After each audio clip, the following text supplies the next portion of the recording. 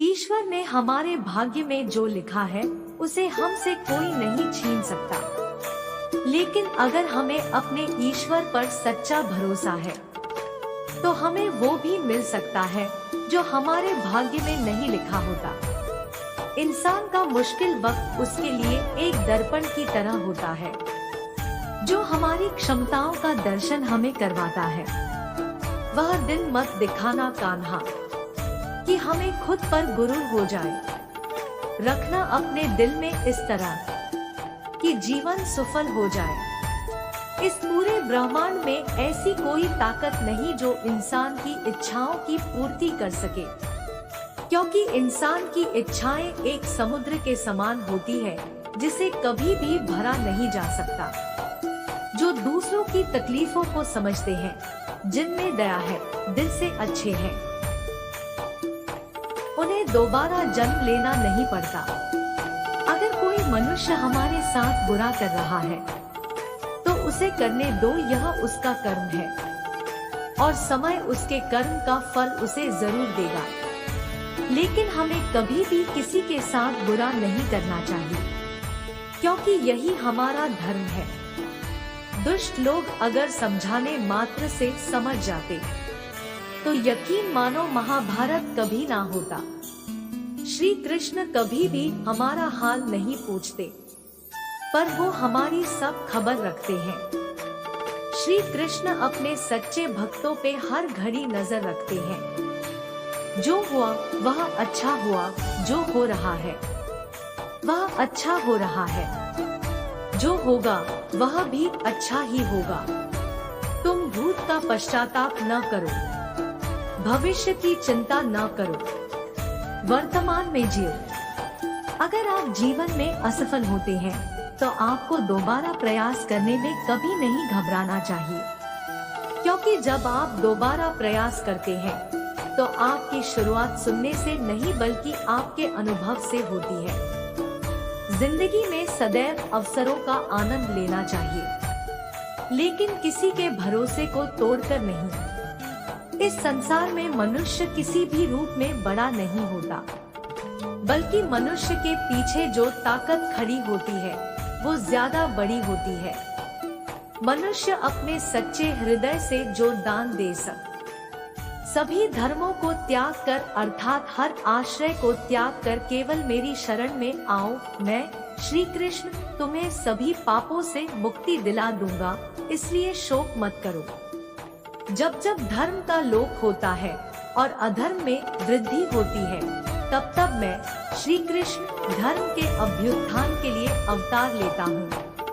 बुरे कर्म करने वाले नीच व्यक्ति मुझे पाने की कोशिश नहीं करें। जिनके पास कोई बंधन नहीं है वे वास्तव में दूसरों से प्यार कर सकते हैं, क्योंकि उनका प्यार शुद्ध और दिव्य है। जो कुछ भी आपको करना है वह लालच के साथ नहीं, अहंकार के साथ नहीं, ईर्ष्या के साथ नहीं, बल्कि प्यार, करुणा, विनम्रता और भक्ति के साथ। जो व्यक्ति जिस भी देवता की पूजा करता है, मैं उसी में उसका विश्वास बढ़ाने लगता हूँ। इंद्रियों से खुशी पहले अमृत की तरह लगती है, लेकिन अंत में जहर के रूप में कड़वा है। मैं ऊष्मा देता हूँ, मैं वर्षा करता हूँ और रोकता भी हूँ, मैं अमर्त्य भी हूँ और मृत्यु भी।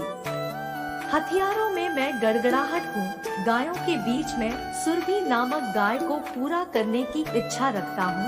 वृक्ष में पीपल हूँ, सांपों में मैं वासुकी हूँ, मैं प्रजन करता हूँ, प्रेम का देवता हूँ। जो अविवेकी जन ब्राह्मणों से द्वेष रखते हैं वे मेरे शत्रु हैं। जो मनुष्य मेरी भावना से ब्राह्मणों की पूजा करते हैं उन्हें संसार में सुख की उपलब्धि होती है और अंत में मेरे धाम के अधिकारी होते हैं। विष्णु भगवान के गुणों का श्रवण और कीर्तन, भगवान का स्मरण, पाद सेवन, पूजन, वंदन, दास्य, सख्या और आत्मसमर्पण, यही नवधा भक्ति है।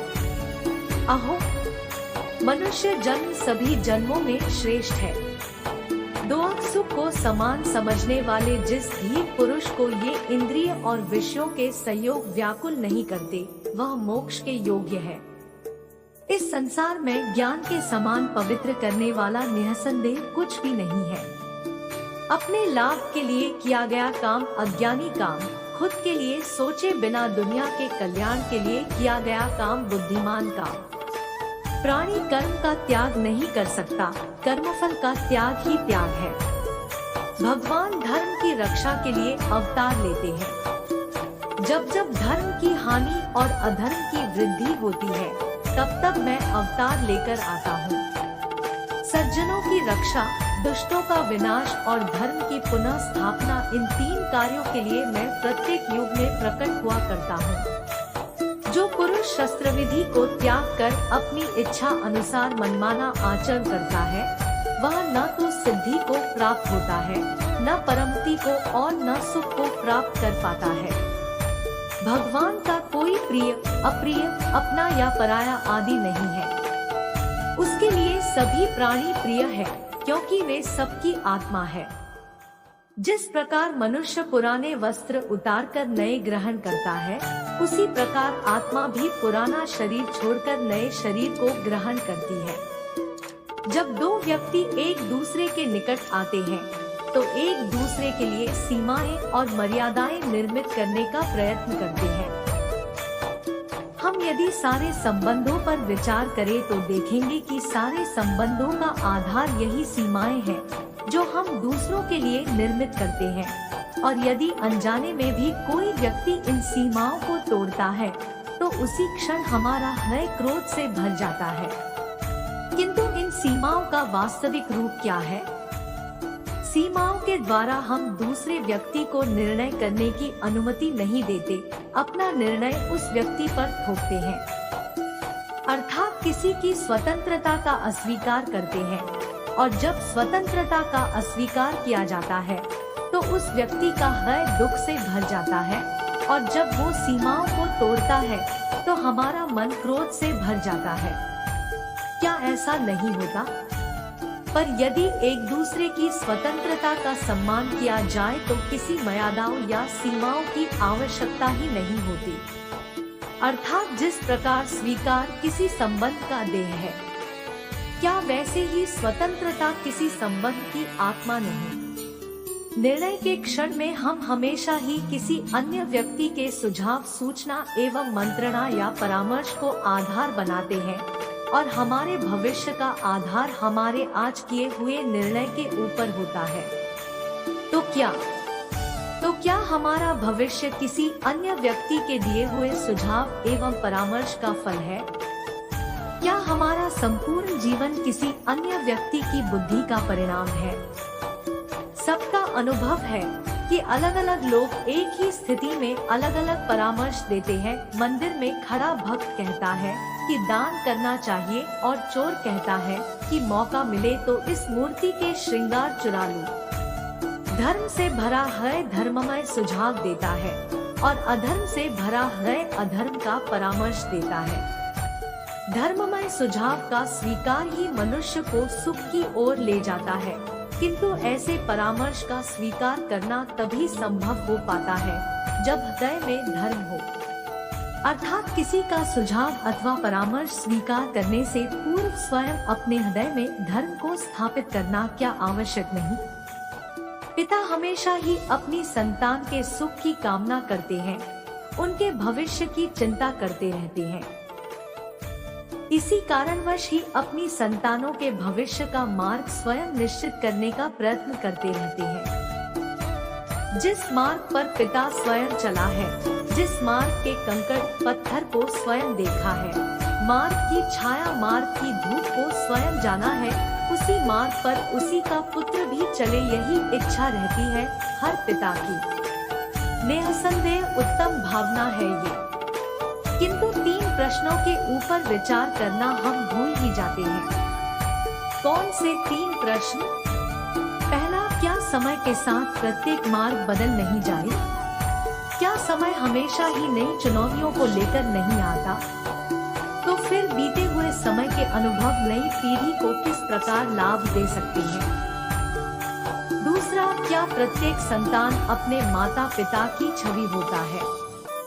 हाँ, संस्कार तो संतानों को अवश्य माता पिता देते हैं, बेहतर की क्षमता तो स्वयं ईश्वर देते हैं। तो जिस मार्ग पर पिता को सफलता मिली है, तो विश्वास है कि उसी मार्ग पर उसकी संतानों को भी सफलता और सुख प्राप्त होगा। तीसरा, क्या जीवन का संघर्ष और चुनौतियां लाभकारी नहीं होती? क्या प्रत्येक नया प्रश्न प्रत्येक नए उत्तर का द्वार नहीं खोलता? तो फिर संतानों को नई नई चुनौतियों और नए नए प्रश्नों से दूर रखना, ये उनके लिए लाभ करना कहलाएगा या हानि पहुंचाना?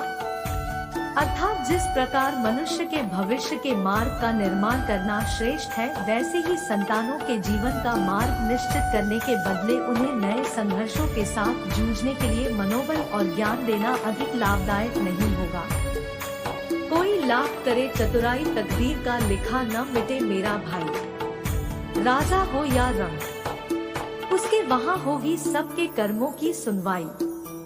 जिसको भगवान की कृपा पर भरोसा है और उनके न्याय पर विश्वास है, उसे संसार की कोई भी स्थिति विचलित नहीं कर सकती। हम न बोले फिर भी वह सुन लेता है, इसलिए उसका नाम परमात्मा है।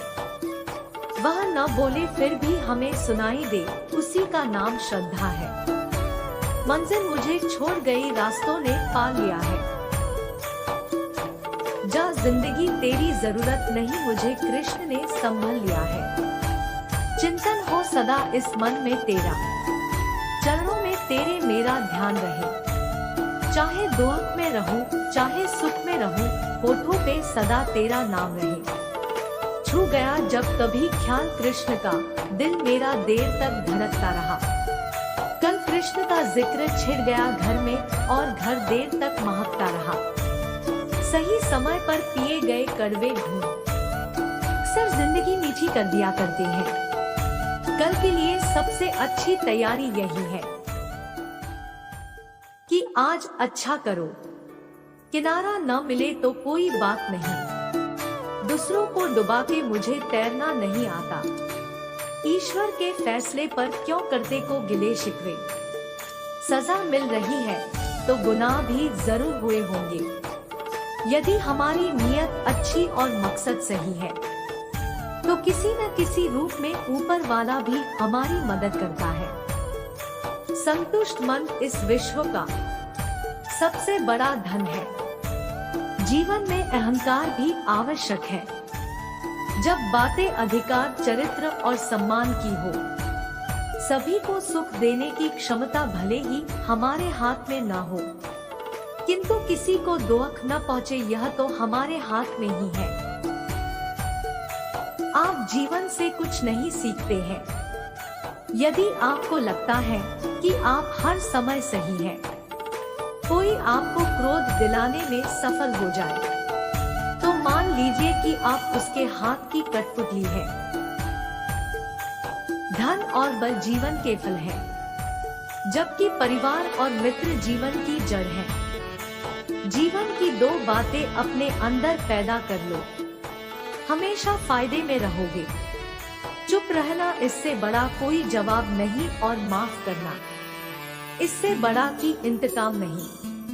अपना दर्द कान्हा से बांट लिया करो, फिर दर्द जाने, दवा जाने और कान्हा जाने। मुझे क्या परवाह जमाना क्या कहता है, मुझे ये पता है कि कान्हा मुझे अपना कहता है।